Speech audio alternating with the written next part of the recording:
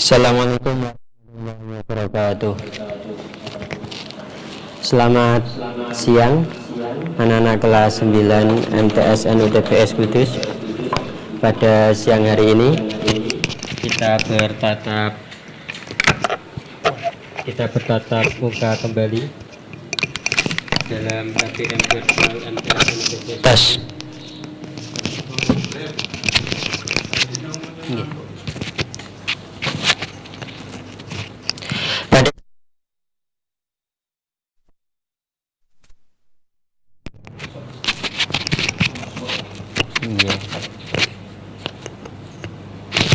Pada siang hari ini kita akan meneruskan pelajaran kita yang kemarin sama Pak Faisal nih.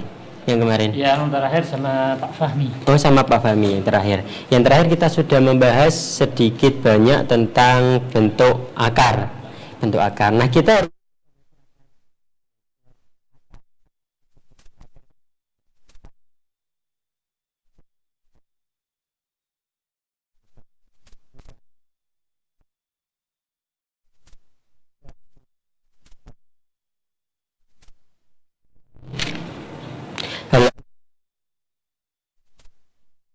pada persamaan dan fungsi kuadrat, kalian bisa buka di halaman 21 yang punya LKS. Kalau yang belum punya, nanti kalian bisa menyimak di layar HP kalian masing-masing. Kalau di buku paket itu ada di halaman sekitar 40-50, kalian bisa buka. Nah, langsung saja kita masuk ke materinya. Kemarin itu masih bab 1 tentang bentuk pangkat, kemudian ada akar. Nah, ini bab 2, kalian akan belajar tentang persamaan kuadrat. Nah, di bab 2 ini kalian nanti akan membahas, kalian akan belajar cara mencari akar-akar. Kalau kemarin akar itu kan kebalikan dari pangkat. Nah, kalau di sini akar-akar adalah faktor-faktor atau nilai-nilai yang memenuhi dari suatu persamaan kuadrat. Apa itu persamaan kuadrat? Yang punya LKS bisa dibuka halaman 21. Persamaan kuadrat adalah persamaan yang mengandung satu jenis variabel dan derajat tertinggi variabelnya adalah 2. Kalau yang punya LKS di halaman 21 paling bawah itu sudah ada, bisa kalian baca. Jadi sebelum KBM biasakan membaca terlebih dahulu supaya nanti saat KBM, karena waktu kita terbatas, saya tidak perlu mengulang-ulang pengertian dan penjelasannya seperti itu. Nah, yang belum punya buku bisa diperhatikan, persamaan kuadrat ada persamaan yang terdiri dari atas satu variabel dengan pangkat tertinggi 2. Jadi hanya ada satu variabel dan pangkat tertingginya 2. Nah, perhatikan, manakah dari persamaan berikut yang merupakan persamaan kuadrat? Coba kalian tebak. Di sini saya punya Y kuadrat ditambah 3Y ditambah 5. Apakah ini persamaan kuadrat? Mana reaksinya mana? Iya apa enggak? Persamaan kuadrat? Iya, persamaan kuadrat. Kenapa persamaan kuadrat? Karena di sini hanya ada satu variabel, yaitu variabel Y, dan pangkat tertingginya 2. Kemudian lanjut. Saya punya X ditambah Y sama dengan 4. Apakah ini persamaan kuadrat? Ya, bukan ya. Karena di sini ada 2 variabel. Kemudian yang ketiga, 8X dikurangi 1 sama dengan 10. Apakah ini persamaan kuadrat? Nah, kalian pernah menemui persamaan ini dulu di kelas 8. Ini bukan persamaan kuadrat, melainkan persamaan linier, satu variabel. Nah, yang terakhir, saya punya X kuadrat dikurangi 25 sama dengan 0. Apakah ini persamaan kuadrat? Iya, persamaan kuadrat. Karena di sini hanya ada satu variabel, yaitu X, dan pangkat tertingginya 2. Kita lanjut. Setelah kita tahu bisa membedakan mana persamaan kuadrat dan mana yang bukan, kita lanjut ke bentuk umum. Bentuk umum itu biasanya persamaan kuadrat itu berupa bentuknya seperti ini. AX kuadrat ditambah BX ditambah C sama dengan 0. Dari sini kalian sudah tahu kan mana variabelnya? Di sini ada A, ada X kuadrat, ada B, ada X, ada C. Nah, variabel yang dimaksud di sini adalah X. Karena pangkat tertingginya itu ada di X. Nah, A, B, C-nya itu apa? A, di sini dia adalah koefisien atau banyaknya X kuadrat. Jadi, A itu banyaknya X kuadrat. B, di sini adalah koefisiennya X atau banyaknya X. Yang terakhir C. C adalah konstanta, ada bilangan genap. Jadi bentuk umumnya seperti ini.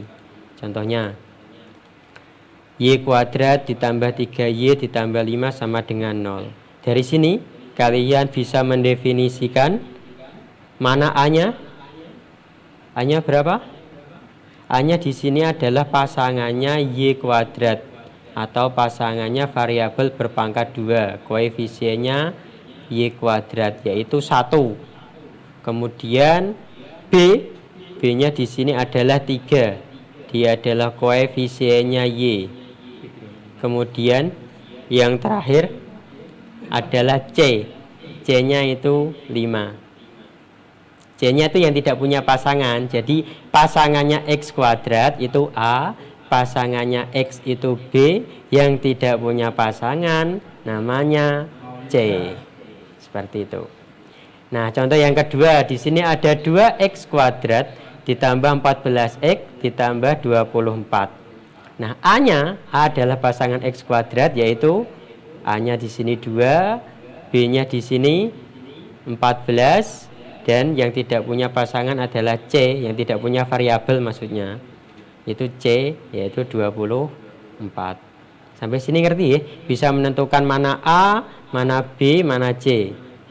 Sakit nggih? Kita lanjut. Nah, di sini akar penyelesaian persamaan kuadrat. Jadi, apa sih akar penyelesaian itu? Yang dimaksud itu, kalau kalian punya LKS, di situ ada di halaman 22. Nanti bisa dibaca. Yang belum punya LKS bisa diperhatikan sini. Artinya, mencari nilai X yang memenuhi persamaan kuadrat AX kuadrat ditambah BX tambah C sama dengan 0. Kita itu bisa mencari X-nya. Jadi X-nya itu tidak cuma 1. Kalau kemarin di kelas 7, contoh yang sebelumnya ini, tadi di slide sebelumnya, coba kita lihat. Nah ini, kalau di nomor 3, 8X dikurangi 1, nilai X-nya cuma 1. Tapi kalau di persamaan kuadrat, nilai X-nya itu ada 2 nanti.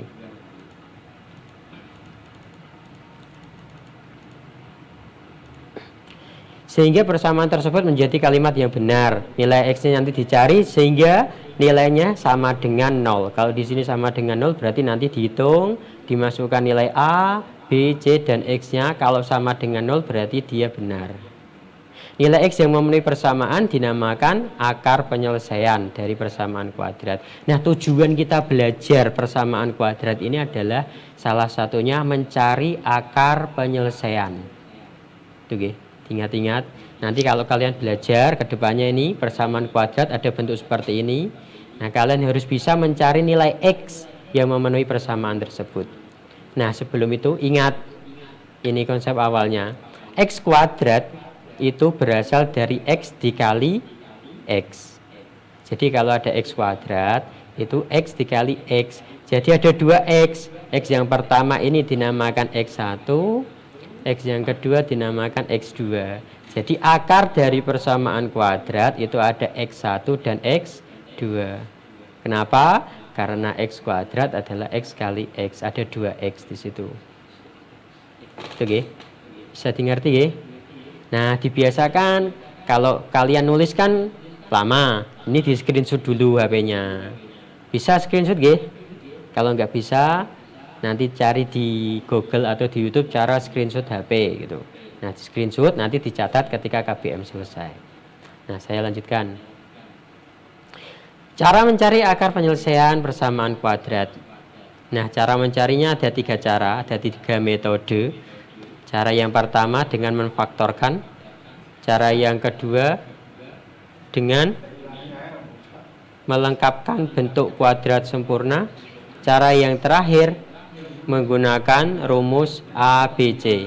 Namun karena kita kondisinya sedang pandemi seperti ini, belajarnya secara online, kita akan belajar cara yang pertama dan cara yang ketiga. Cara yang kedua kita lewati, nanti kita belajarnya ketika KBM-nya normal, nanti saya ajari. Karena kita waktunya terbatas, kita pakai yang cara pertama dan ketiga. Yang pertama memfaktorkan. Ingat, jika P dikali Q sama dengan 0, maka artinya salah satunya bernilai 0. Bisa P-nya sama dengan 0 atau Q sama dengan 0. Jadi kalian pahami ini dulu sebelum kalian belajar memfaktorkan. Kalau ada dua bilangan dikalikan hasilnya 0, pasti salah satunya 0 atau keduanya 0. Bisa P-nya 0, bisa Q-nya 0, atau bisa kedua-duanya 0. Ini diingat-ingat konsep awalnya. Nah, selanjutnya bentuk umumnya AX kuadrat ditambah BX ditambah C sama dengan 0. Nah, ini bisa kita faktorkan. Nah, caranya kita ubah ke dalam bentuk seperti ini. Perhatikan layarnya. Di sini menjadi AX di depan. Sudah pusing? Belum kan? Nah, sebentar kok, sebentar. Nanti 10 menit lagi kita selesai. Ditahan-tahankan dulu. Dipahami, fokus dulu. Mudah kok ini. Nih, yang pertama kita ubah ke bentuk AX ditambah P dikali X ditambah Q per A. Kenapa sih kita harus ubah ke bentuk ini? Karena pada dasarnya seperti yang saya jelaskan tadi, X kuadrat itu adalah X kali X. Jadi kita pecah X-nya, kita hilangkan kuadratnya. Nah, kita buat ke bentuk perkalian seperti ini, P kali Q. Yang awal, kurung awal ini ibaratnya P, kurung yang kedua ini kita ibaratkan Q, sehingga P kali Q sama dengan 0 gitu. Paham gak? Nah, kita ubah ke bentuk seperti ini, tapi ada syaratnya. Syaratnya ini diingat-ingat, jangan sampai lupa. Di sini P ditambah Q harus sama dengan B. B itu apa tadi? B itu pasangannya X, B. Kemudian P dikali Q itu harus sama dengan A kali C. A adalah pasangannya X kuadrat, C yang tidak ada pasangannya. Ini syaratnya diingat-ingat. Kita masuk ke contoh. Cari akar atau penyelesaian persamaan kuadrat X kuadrat dikurangi 5X dikurangi 14 sama dengan 0. Nah, cara menyelesaikannya dari persamaan di atas diperoleh A-nya berapa di sini? 1 itu biasanya tidak ditulis. Jadi diingat-ingat bagi yang belum tahu. Kalau ada X kuadrat tidak ada angkanya, berarti yang dimaksud itu 1. Kalau ada Q di sini, misal Q nggak ada angkanya, berarti koefisiennya itu 1. Jadi dari persamaan tersebut diperoleh A-nya 1, B-nya negatif 5, dan C-nya negatif 14. Sampai sini ngerti gak? Menentukan A, B, C. Ini dasar, harus tahu menentukan ABC. Selanjutnya kita ubah ke bentuk ini, AX ditambah P dikali X ditambah Q per A. Nah, dimasukkan A-nya di sini 1, maka saya tulis 1X ditambah P dikali X ditambah Q. Q-nya di sini kan kita tidak tahu, tulis Q aja, dibagi A-nya 1. Sama, ini diubah ke sini. Tinggal A-nya diganti, di sini diketahui 1, maka A-nya diganti 1. Kita lanjutkan. Nah, di sini 1 kali X ketemu X, Q dibagi 1 ketemu Q. Nah, dengan syarat, ingat ada syaratnya jangan sampai lupa. P ditambah Q sama dengan negatif 5. Negatif 5 itu apa? Itu adalah koefisiennya X atau B. Jadi P ditambah Q sama dengan negatif 5, P kali Q sama dengan 1 kali negatif 14. Satunya itu A, negatif 14 itu C. P kali Q sama dengan A kali C, sama dengan negatif 14. Nah, berapa P dan Q-nya? Dua angka jika dijumlahkan negatif 5, jika dikalikan negatif 14. Nah ini contoh ini saya ambil dari LKS kalian halaman 22 yang bawah. Bisa dilihat di LKS-nya halaman 22 yang bawah. Berapa P dan Q-nya? Dua angka jika dijumlahkan negatif 5, jika dikalikan negatif 14. Kalau bingung, kalian bikin tabel seperti ini. Nah, kalian ambil hasil kalinya, yaitu 14. Bentar lagi, nggih. Ini sudah jam 12, bentar lagi, 5 menit lagi. Di sini, kita ambil angka 14. Kita cari faktor pengalinya. 14 itu 1 kali 14 dan 2 kali 7. Di antara 1 dan 14 atau 2 dan 7, mana jika dijumlahkan bisa membentuk angka negatif 5? Yang mana? 1 dan 14 atau 2 dan 7? Iya, 2 dan 7. Jawabannya yaitu P-nya 2, Q-nya negatif 7. Sehingga jika dijumlahkan 2 ditambah negatif 7 nanti hasilnya negatif 5. Nah, ketemu P dan Q-nya kita substitusikan atau kita ganti P yang di sini dengan 2, Q-nya diganti negatif 7. Seperti ini.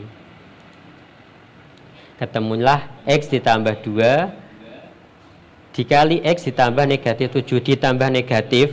Bagi anak-anak yang belum tahu, kalau ada ditambah negatif itu nanti diubah menjadi dikurangi. Bukan ditambah tapi dikurangi. X ditambah 2 kali X dikurangi 7 sama dengan 0. Nah, sampai sini ini adalah faktor dari X kuadrat dikurangi 5X dikurangi 14 sama dengan 0. Sampai sini gimana? Mumet? Gak apa-apa, saya lanjutkan lagi. Nanti insya Allah juga paham. Artinya apa? Artinya yang pertama X ditambah 2 sama dengan 0 atau X dikurangi 7 sama dengan 0. Seperti ini, P kali Q sama dengan 0 artinya P sama dengan 0 atau Q sama dengan 0. Salah satu sama dengan 0 atau kedua-duanya sama dengan 0. Jadi ini juga bisa diartikan yang pertama sama dengan 0, yang kedua X min 7 sama dengan 0. Nah, kita cari X ditambah 2 sama dengan 0, maka X-nya sama dengan negatif 2. X dikurangi 7 sama dengan 0, artinya X sama dengan 7. Ini bisa dimengerti? Jadi akar atau penyelesaian persamaan kuadrat X kuadrat dikurangi 5X dikurangi 14 sama dengan 0 adalah negatif 2 dan 7. Dari sini dapatnya. Itu agak panjang, tapi kalau sudah paham mudah kok. Saya lanjutkan lagi. Latihan. Ini terakhir, setelah ini selesai. Kalau ketemu hasilnya kita selesai. 2x kuadrat ditambah 14x ditambah 24 sama dengan 0. Coba kalian faktorkan bentuk persamaan kuadrat tersebut. Ini difaktorkan. Gimana caranya? Boleh dikeluarkan bukunya, ayo sambil ditulis. Ya silakan ditulis, dijawab. Yang sudah ketemu bisa raise to hand, nanti diperlihatkan di videonya. Tampilkan di depan kamera, tidak usah menyebutkan. Ayo coba cari. Enggak apa-apa. Coba cari faktornya dulu. Ingat, cara membuat faktor kita definisikan dulu A, B, C-nya. Di sini A-nya berapa? 2. A itu pasangannya X kuadrat. B-nya? B-nya ketemu 14. C-nya ketemu 24. Sampai sini bisa nggih? Mudah nggih? Ini sudah ada yang ngechat pusing nih, boten paham. If Pusing. atau if.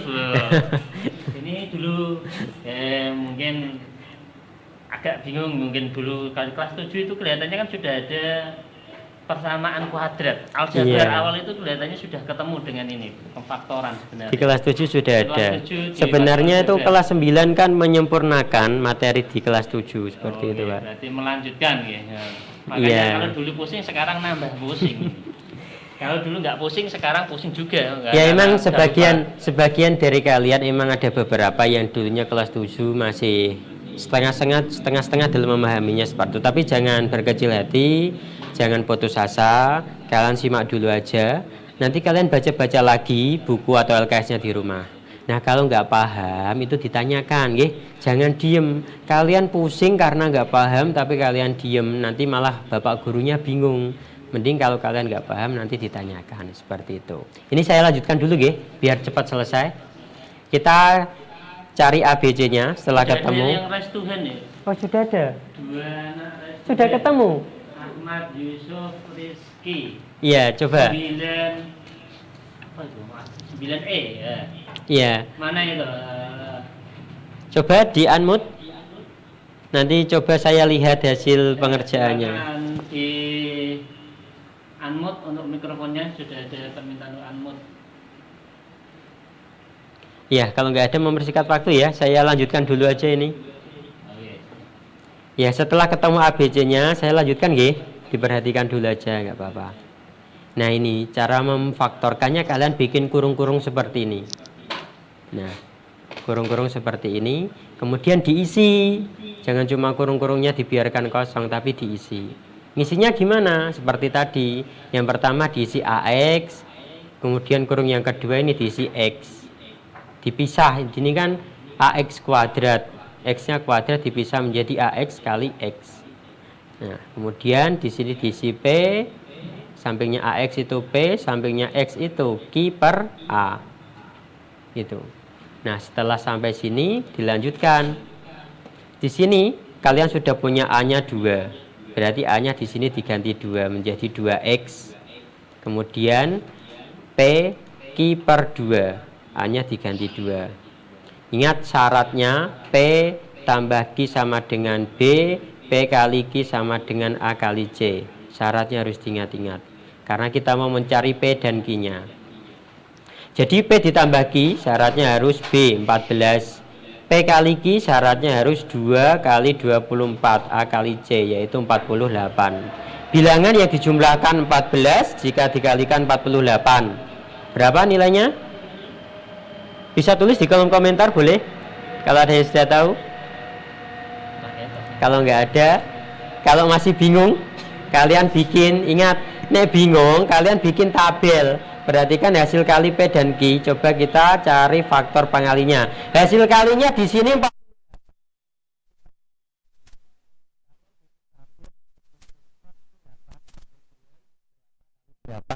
pertama